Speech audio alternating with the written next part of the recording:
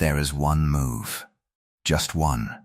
And it is so quiet, so invisible, so almost boring to describe that most people will hear it today and forget it by tomorrow.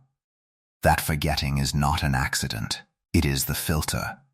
Because the ones who dismiss this as too simple are the same ones who will still be used, still be overlooked, still be quietly furious a year from now. And the ones who actually apply it will feel something shift inside them within a single week.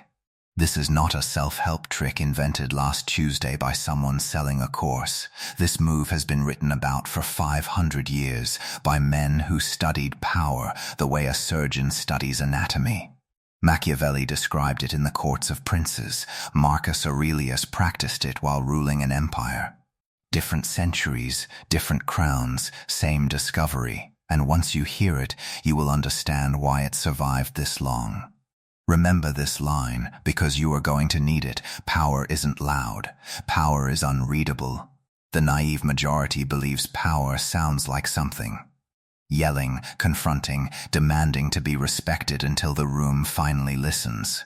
That is not power. That is the sound of someone still begging to be seen. The awake few, the ones who actually get what they want, say almost nothing at all. They let their silence do the work their words never could. But before I hand you the move itself, you need to understand something uncomfortable. You have been doing the exact opposite of this your entire life. And here is the part that matters. It is not your fault. Picture this. A friend wrongs you, and somehow you're the one sending the 3-paragraph text explaining why you're upset, softening every sentence so they don't get defensive. Picture saying no to someone, and then immediately drowning that no in 5 reasons, as if the word alone wasn't allowed to stand on its own. Picture chasing closure from someone who checked out of your life months ago, still hoping the right sentence will finally make them understand. This isn't weakness. This is a nervous system doing exactly what it learned to do. Therapist Pete Walker named this pattern the fawn response, a survival habit built from moments where staying safe meant staying agreeable. It kept you protected once. It is bankrupting you now. The weak explain themselves because they need to be believed. The powerful let their actions speak, and they never chase belief from anyone. Once you see this pattern running your own life, you cannot unsee it.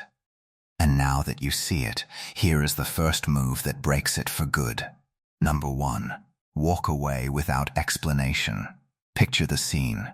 A coworker takes credit for your idea in a meeting, and you spend the whole afternoon drafting a text. You type it, you delete it, you type it again, softer this time, trying to find the version of the truth that won't make them defensive. You want them to understand exactly how this felt. You want them to admit it. So you keep writing, keep editing, keep performing the perfect explanation for someone who already knows exactly what they did. And then, finally, you delete the whole thing. And you say nothing at all. That silence is not you giving up. That silence is the move. Remember what we uncovered a moment ago. That urge to explain, to justify, to make sure they understand your side, is the fawn response at work. It is your nervous system trying to win back approval from someone who already hurt you. Explaining yourself to a person who wronged you is rarely about clarity. It is an unconscious bid to be forgiven for having feelings at all. The weak over-explain because they need to be understood. They believe that if they just find the right words, the other person will finally see it, finally feel sorry, finally change. The awake few understand something colder and far more freeing. Your reasons are not owed to people who didn't earn them. You do not owe an explanation to someone who never gave you the same courtesy. You do not owe your side of the story to someone who never asked for it in good faith. Walking away without a paragraph attached is not cruelty. It is simply refusing to keep auditioning for someone's understanding. And let's be clear, because this matters. This isn't about ghosting people who genuinely deserve honesty, the friend who's earned a real conversation, the partner who's shown up for you. This is about no longer justifying yourself to people who never gave you the same respect in return. There is a difference between abandoning someone and finally refusing to beg. Say it with me, because you'll want this one for later. Your silence is not an absence. It is a statement. But here is the part nobody tells you. Walking away is the easy half. The moment you go quiet, something happens that most people are not prepared for. The silence stretches. They don't chase you the way you imagined. Or worse, they do. And it isn't in the way you hoped. And suddenly, you're the one sitting with the discomfort, wondering if you made a mistake. Walking away only works if you can survive what comes after it. And surviving that silence, without cracking, without reaching back out just to fill the void, is the second move. Number 2.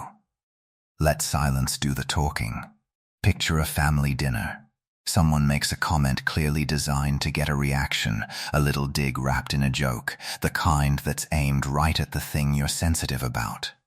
Every eye at the table quietly shifts to you, waiting, or picture a meeting where a colleague baits you into defending yourself in front of everyone, hoping you'll fumble, hoping you'll look small. The old you would take that bait instantly. The trained you, the one learning this move, simply lets the moment pass. No defense. No comeback. Just a pause that says more than any sentence could. Before you comment below, sit with this question for a second, because it's the whole point of this section. What's one thing you stopped explaining to people who didn't deserve the explanation? Type it. You'll be surprised how good it feels to finally say it out loud. Now, 500 years ago, Machiavelli made an observation that still holds today. He wrote that everyone sees what you appear to be, and few ever experience what you really are. Read that twice. Most people are working from surface impressions, quick judgments, second-hand assumptions.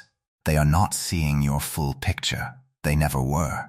Which means the moment you reveal everything, your hurt, your plans, your next move, you are handing strangers a weapon they didn't earn and probably don't deserve.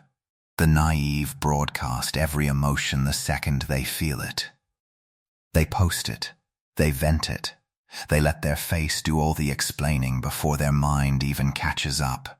And every time they do, they hand someone else the exact leverage they'll later regret giving away.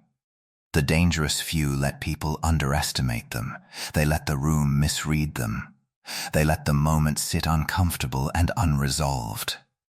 Because they understand that being misunderstood by people who don't matter is a small price to pay for staying in control of what actually does. Here's the line worth remembering. What you don't say can never be used against you. But listen closely, because this is where most people think the lesson ends. And it doesn't. Staying silent in a room full of people is the easy version. Anyone can hold their tongue for 10 minutes at a dinner table. The real test isn't whether you can keep quiet in front of others, it's whether you can stay quiet inside your own mind at 2 a.m. when there's no one left to perform for and only your own thoughts left to manage. Number 3. Master the dichotomy of control. Picture this.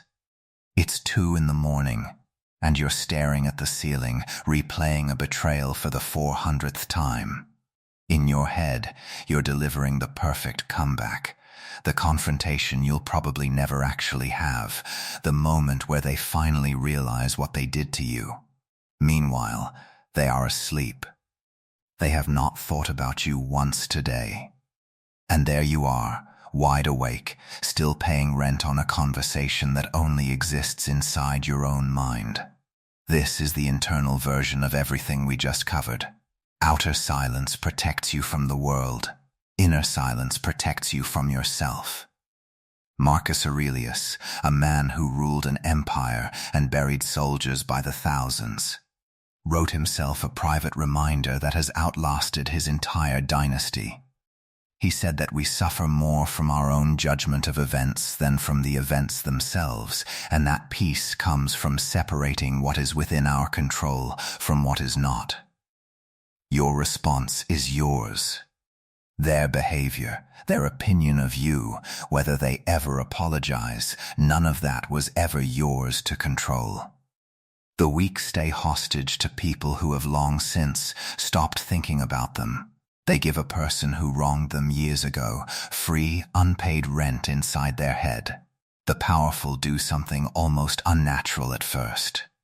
They free their own mind before anything on the outside even changes. And once the mind is free, the behavior follows on its own. This works whether you're 20 or 70.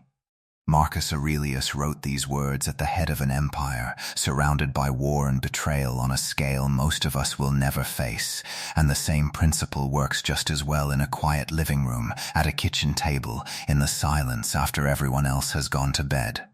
Say this one back to yourself the next time your mind starts replaying the past. I do not control what they did. I only control what I do next. That's the whole secret. Not forcing calm, not pretending you don't feel it, just quietly refusing to hand your peace to someone who never even asked for it. But here's where it gets sharper, and where most people stop halfway. Controlling your own mind is step one. It's necessary, but it's not the finish line. Step two is even harder, and it's the one almost nobody talks about. It's learning when not to spend that hard-won peace on someone at all, even when every instinct in you wants to give it to them one more time. Number 4. Know when to cut your losses. Picture someone who has spent 10 years waiting for a parent to finally say sorry, or 5 years hoping a partner will finally become the person they promised to be in the beginning. Or a business partner who keeps taking and taking while you keep telling yourself that just a little more patience, a little more forgiveness, will finally be the thing that changes them. You are not protecting the relationship anymore. You are protecting the years you already spent on it. There's a name for this, and it isn't weakness. It's a documented bias. Researchers Arks and Bloomer identified what's now called the sunk cost fallacy. The tendency to keep pouring time, money, or effort into something simply because of what's already been invested, rather than what it's actually worth going forward. Casinos count on it. Failing businesses run on it. And painfully, so do relationships that stopped paying you back years ago. Staying loyal to someone who has already shown you exactly who they are isn't virtue. It feels like virtue. Because loyalty is supposed to be noble, but when the other person has demonstrated, repeatedly, that nothing changes, your continued loyalty isn't protecting them or the relationship, it's protecting your own past decision to stay, because admitting it was a loss feels unbearable. The weak stay because leaving means admitting the years were spent on the wrong person. The powerful do something that looks almost brutal from the outside, but is actually mercy toward themselves. They accept the loss early, while there's still time left to redirect, instead of waiting until there's nothing left to redirect toward. If this one landed, type I see it now if you've been staying somewhere out of sunk cost, not love. Say it plainly to yourself, even if you never say it to them. Here's the line worth carrying with you. The years you already lost are not a reason to lose more of them. But before you take this too far, hear this clearly, because this is where the whole philosophy could go wrong if you let it. Cutting your losses is not the same as becoming cold, dismissive, or done with people the second they disappoint you once. That's not power. That's just a different kind of fear wearing a tougher costume. This next move is what keeps everything you've learned so far from hardening into something ugly, something that protects you from ever loving anyone fully again. And it might be the most important one in this entire video. Number 5. Let people reveal themselves, then actually believe what they show you. Picture the early days of something new. A new partner cancels plans last minute and brushes it off with a joke. A new boss makes a slightly cruel comment in front of the team and calls it banter. It's small. It's easy to explain away. You tell yourself it was a bad day, a one-time thing, not who they really are. So you wave it off, and you keep going. Months later, that same small warning sign has grown into the exact pattern that finally breaks you, and looking back, you realize it was there from the very first week. This isn't bad luck. It's one of the most consistent findings in behavioral psychology, one that shows up again and again across decades of research on personality and habit. Past behavior, repeated under similar conditions, is the single most reliable predictor of future behavior. Not promises, not intentions, not who someone says they're becoming. What they actually do, especially early on, before they think you're watching closely. Let's be precise here, because this is where integrity matters most. This isn't about becoming paranoid, treating every new person as a threat, or scanning strangers for red flags until you trust no one. That's not wisdom. That's a different kind of prison. This is about something simpler and far more honest. Finally trusting what people show you the first time, instead of needing them to show you 5 more times before you'll admit what you already saw. The naive give infinite second chances, hoping that this time will produce a different outcome than every time before it. They mistake hope for evidence. They confuse a person's potential with a person's pattern, and they keep extending trust long after the pattern has already answered the question. The awake few do something quieter and far less dramatic. The moment the evidence updates, their trust updates with it. No blow-up, no confrontation, just a private recalibration made without bitterness, without slamming any doors, simply adjusting how close they let someone get from here forward. Here's the line worth remembering. When someone shows you who they are, that is not the beginning of the story. That is the whole story, arriving early. 5 moves now sit in front of you. Walking away without needing to explain yourself. Letting silence speak louder than your defense ever could. Mastering your own mind before you ever try to manage someone else's opinion of you. Cutting your losses before more years disappear into a pattern that already answered you. And finally, believing people the first time they show you exactly who they are. 5 moves. But underneath every single one of them, there is one thread quietly holding it all together. Let's pull it together now and see the whole shape of what you've actually learned today. Let's pull it all together, because you've just been handed something most people will never actually use. You walk away without explaining yourself to people who never earned the explanation. You let silence speak, because what you don't say can never be turned against you. You master your own mind first, so no one else's opinion gets to live rent-free in your head.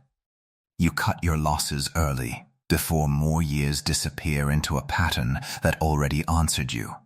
And you believe people the first time they show you who they are, instead of waiting for the 5th time to finally accept it. 5 moves, 1 thread. And here is the uncomfortable truth. The majority will nod along to this entire list, and tomorrow they will still send the long explanation. Still wait up for the apology that isn't coming. The few who actually apply even 2 of these 5 will already feel like a different person by next week. Which one of these 5 are you starting with? Comment the number below. But knowing the moves was never the transformation. The transformation happens the moment you stop needing anyone's permission to finally use them. Here is what actually waits for you on the other side of this.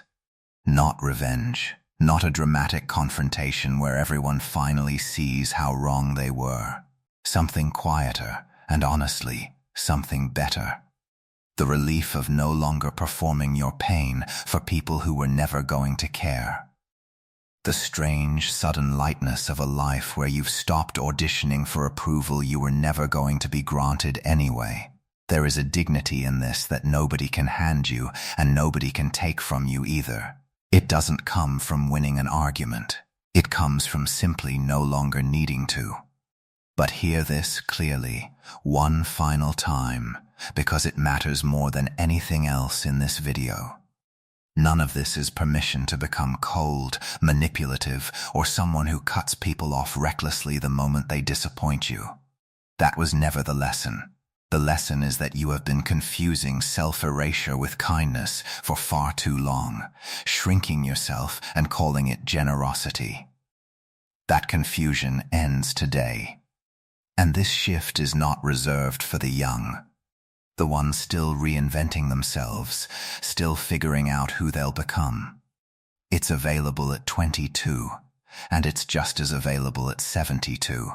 It was never about age. It was always about one quiet decision made in one quiet moment that you get to make right now. Power isn't loud. Power is unreadable. And from today, so are you. If this reached you, subscribe now, because the next lesson goes even further, and this platform doesn't always let videos like this stay visible for long. There is one sentence, just one, that can end almost any argument before it even begins, and most people will go their entire lives without ever hearing it spoken out loud. I'll be sharing it soon. Whether you're here for it depends on one small decision you make right now. Until then, remember why you came here in the first place. You didn't come here to get louder. You came here to finally become someone the world can no longer read so easily. That was always the real lesson.